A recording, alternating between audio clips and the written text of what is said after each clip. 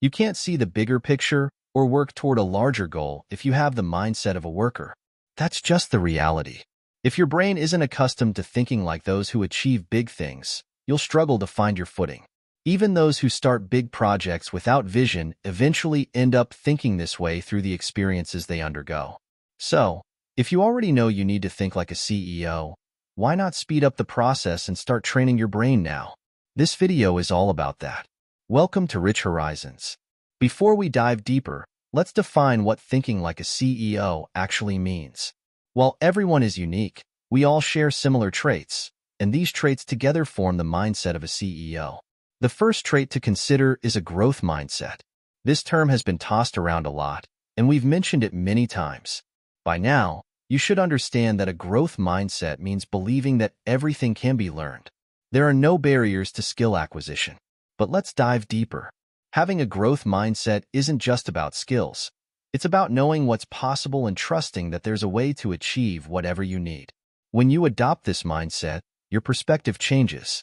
For example, you realize you don't need to be a chef to open a successful restaurant, you don't need millions for great marketing, and you don't need an MBA to start a business. Instead, it's about cause and effect, coupled with steadily working at something until it becomes great. Michelangelo famously said that every block of stone has a statue inside it, and it's the sculptor's task to discover it. This quote perfectly captures what having a growth mindset is all about. If you believe something great is out there, it's only a matter of time before you find a way to achieve it. A growth mindset can set you miles apart from someone stuck in a "this is all there is" mindset. How does this look in real life? If you can sell something to one person, there's a way to sell to 1,000,000 people. If you can lose 1 pound, there's a way to achieve the body you want. If you can make one person laugh, you can make a crowd laugh. It all starts with that first small step, and once you take it, you realize there's much more out there than meets the eye. The next trait you'll always find in CEOs is being proactive.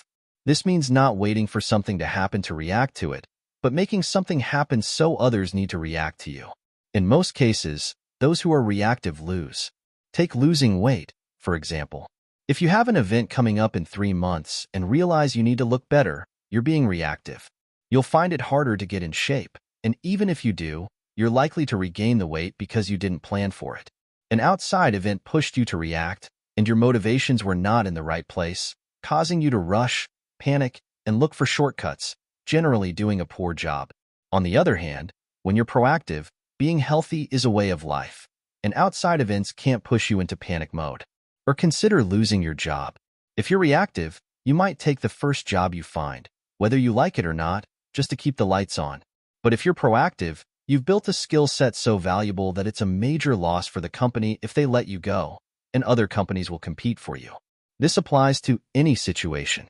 Being proactive means doing things you know will be useful later, keeping you always one step ahead. Finally, we have resilience.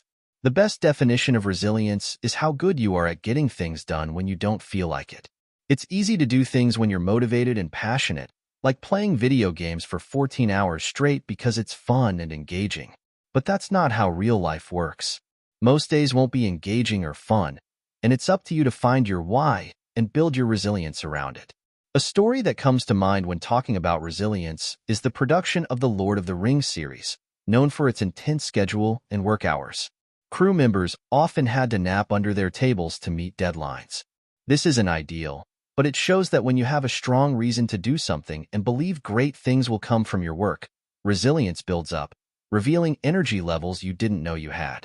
These 3 traits are commonly found among top CEOs, though there are many more. Knowing this won't help if you don't apply it to your life. This is where brain training starts. The first step is to pick a project in your life.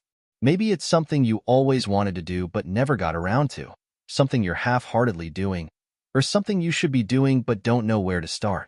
Write it down on a piece of paper, then add 10x next to it.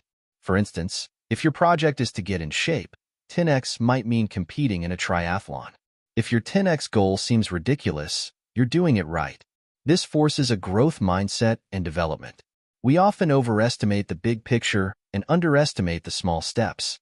For example, writing, "I will do 10 push-ups every day" may seem significant, but writing, "I will compete in a triathlon this year" makes those 10 push-ups feel like nothing. Our goal is to educate 1 billion people on what it takes to live a good life. 1 billion is a big number. That's our 10x. Starting with a big goal makes the smaller steps seem more achievable. Get used to applying this in various aspects of your life, and you'll see your mindset shift from "this can't be done" to "how can this be done?" But you need to actually do it. Just thinking about it won't yield results. On the same piece of paper, write down 3 things you know are good for you, or will be in the future but aren't currently doing. This could be something demanding, like building a 6-month financial safety net, or something simple, like drinking a certain amount of water daily. Write these 3 things down and start doing them. Once this becomes your new norm, write down 3 more and repeat the process. Resilience will be your hardest challenge. Everyone deals with unwelcome tasks differently. Some meditate, some listen to motivational music, others just push through. Find what works for you.